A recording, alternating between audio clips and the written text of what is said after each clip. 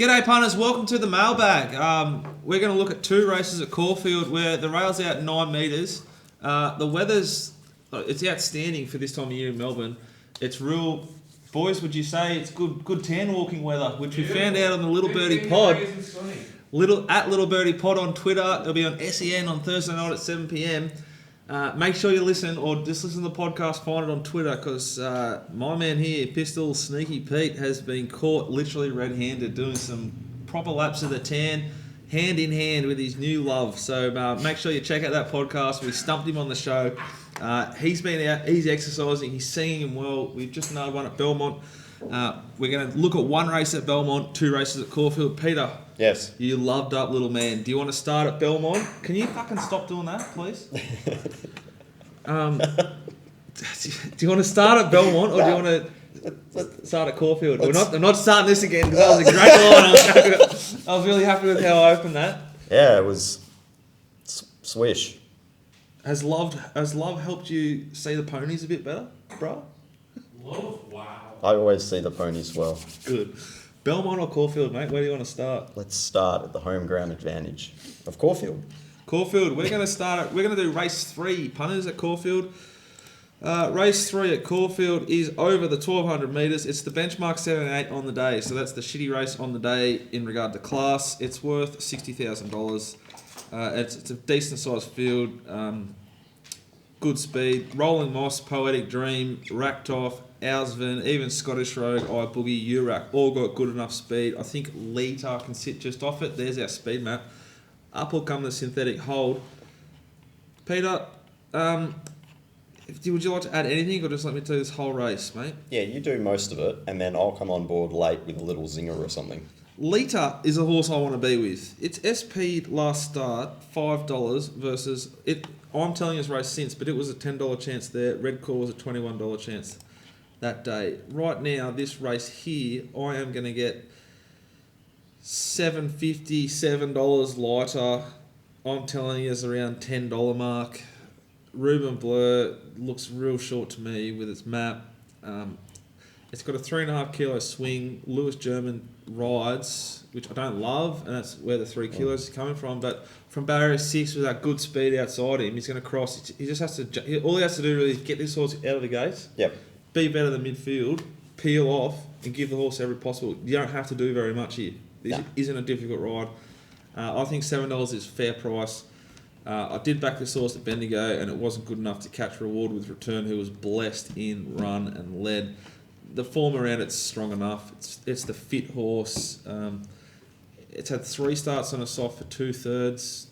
So I think it'll get through it if it does stay soft, which I don't think the track will dry out to any degree. I have major concerns with the state of Caulfield as a rule. Yep. Also wasn't suited versus the day last start. Rails were completely cast that day, finished in the inside lanes, and that wasn't a place to be. I thought it was good Yep. last start, and that was on a soft 7 at Caulfield. I like the throws between runs. It's a race where if we were allowed to be on track, I'd want to back it now and really ready and comfortable to sort of bet right up into the race. There's a stack of good chances in the race if they paraded well, and depending on how the track plays. Like horses like Hidden Legend, I'm telling you, don't run poorly. Yep. I think Mrs. O'Malley in Oceans 14 with a big speed and barriers 1 and 2 and no early speed. I'm happy to sort of be against them at their prices. Poetic Dreams first up for a new yard. Big watch. Sorry guys, that's just my Bet Angel. Betfair.com.au, third party app, which you should all be using, something like it. Let me just turn that down. Peter, anything else to add for that race? No. What other race would you like to preview today? Good chat from you today, mate. Doing Let's head across to race 6, Peter. Race 6, Peter. It's the Lapine Funerals Handicap 1100 metres 100k race. We'll have a really good grip on the track by now. And to me, as I've shown you there on our speed map punters at home, and there up comes a Symph hold. There's good speed here. Horses like I Am Someone, Hawker Hurricane and Ashler, I think, have to go forward. Don't know how negative they can be on a horse like the Centurion, who can win first up, flies fresh. Tavi San has a strong SP profile versus some of these. Sort of too bad to be true recently. Innkeeper's got ability, drawn 1. I don't know what to do with Innkeeper. it was slaughtered, I thought, last start by D Moore. Craig Williams replaces him. Willow Road at Warrnambool, where I don't think he had much of a choice and he was up sort of the inferior part of the going. I thought D Moore was just a little bit sort of indecisive early, which cost him the race. The horse is going well. Tavisan's hard to knock, as I said. News Girl, normally you get $8-9 this horse. Yeah. They've gone up $3. Lewis German rides from... I think barrier 10 is the perfect barrier for the horse. He just needs to sit 3 wide, Lewis, if you're watching this. You're better off being 3 wide, no cover, than snicking for cover, or just roll across and lead. But this is a very fast horse that never runs poorly, and it makes the race pretty difficult to get keen on, especially anything inside the market, in my opinion. I'm someone, just need to watch the market. It's a horse with proper ability. It failed last prep. It's had 217 days off for the Prushka camp. Not typically a first up camp, but it is a sprinter. Ashlaw's got some strong form out. The last 2 runs have been quite strong. The form out of it's good. The horse makes its own luck. Stackhouse gets back on board. I thought Snitzcraft was not suited at Warrnambool. Yeah, could improve. I backed it. Yeah. Big odds. You'll get a good price, I think, late here. I think Regan Bayless rides from barrier 8 with the blinkers on. I still think it won't be able to sit forward, even though it is a leading horse. I think it'll sit off the speed. I think it's a horse that'll be in the 3 wide line, and if the horse is still up and about, really strong late. Yep. It was very good 2 back and 3 back at Caulfield.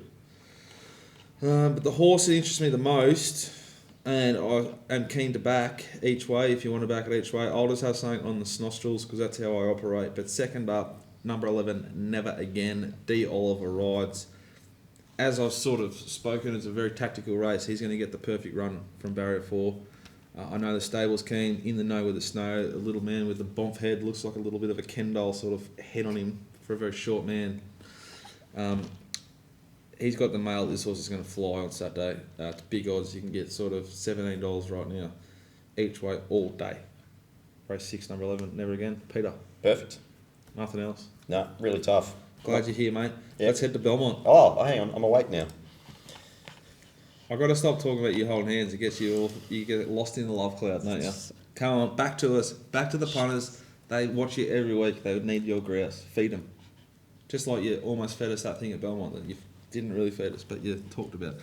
Come on, which race are you doing at Belmont? Race 8, Belmont Sprint. Outstanding field. You've got Humidor, you've got Gadding, you've got Material Man. What's Humidor doing in a sprint?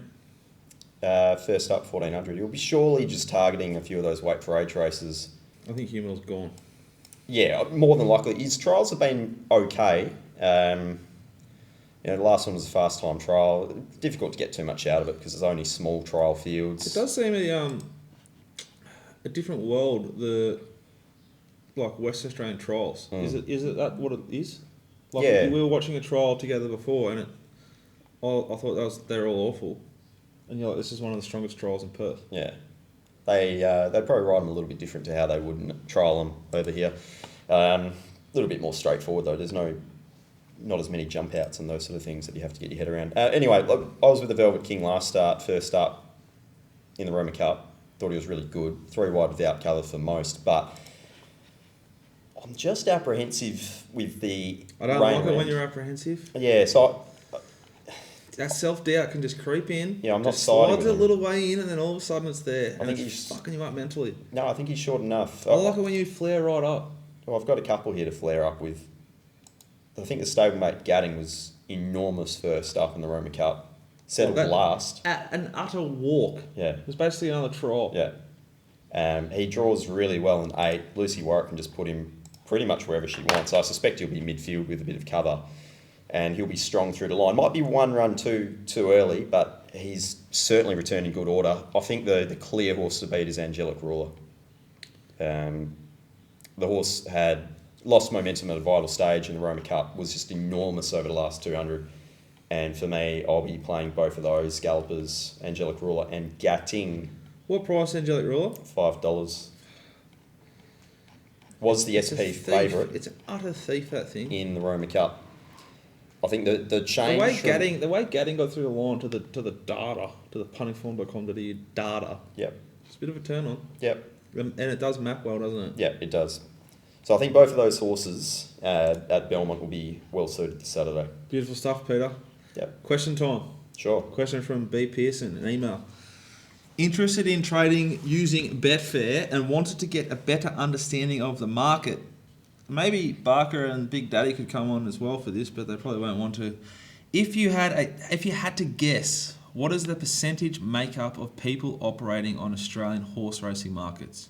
Whether these people are pros, taking a position, rails bookies laying off, taking money to fill their book, trainer, stable staff, matched bettors, I don't know what that is.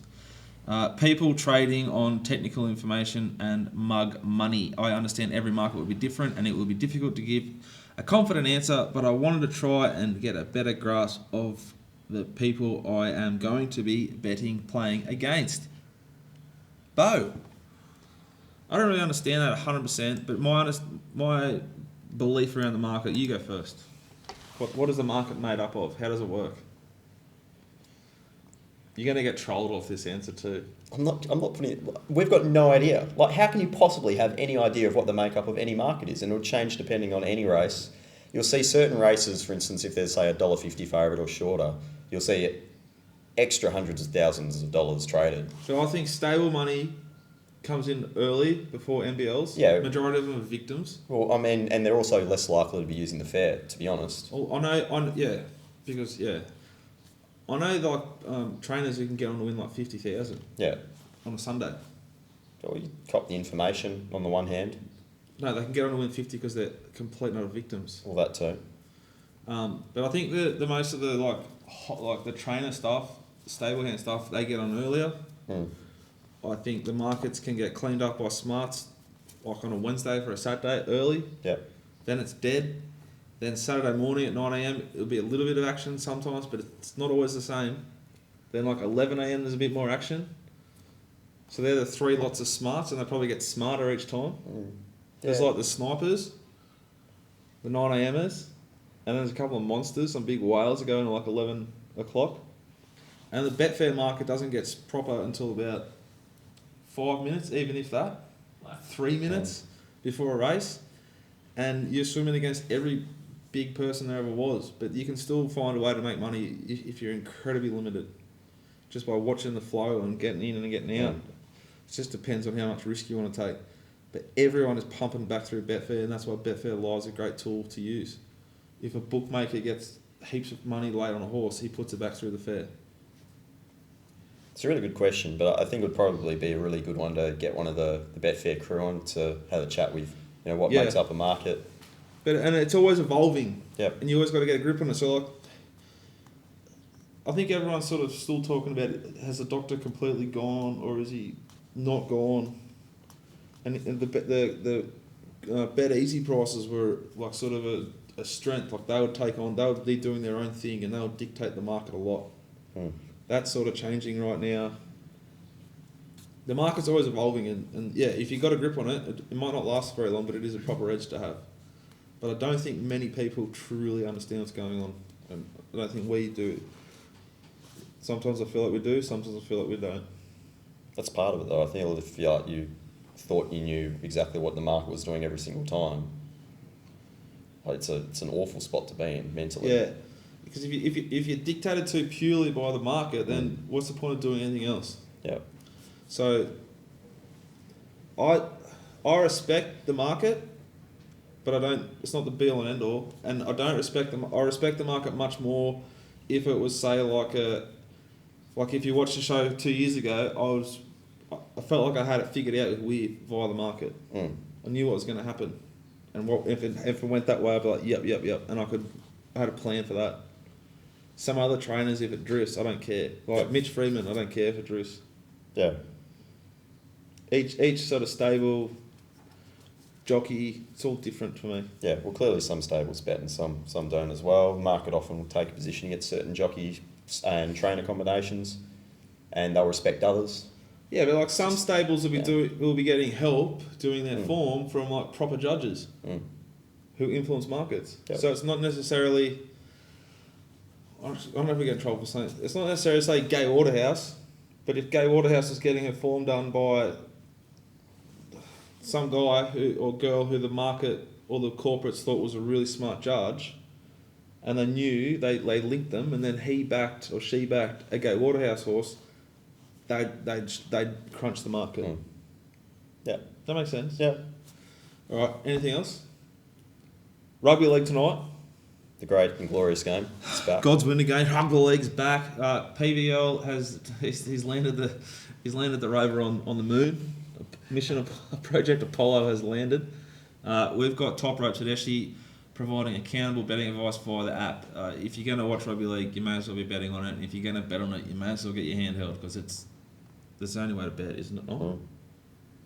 You'll be doing your gropers. And I'll be betting too.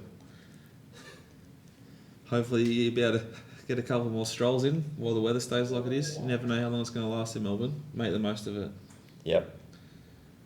And before you know it, you'll be taking long walks along the jetty with the Vic bookmaker, Jonathan Wall. That's all right, mate. Oh. The missus went out of the light. I took Walshy out.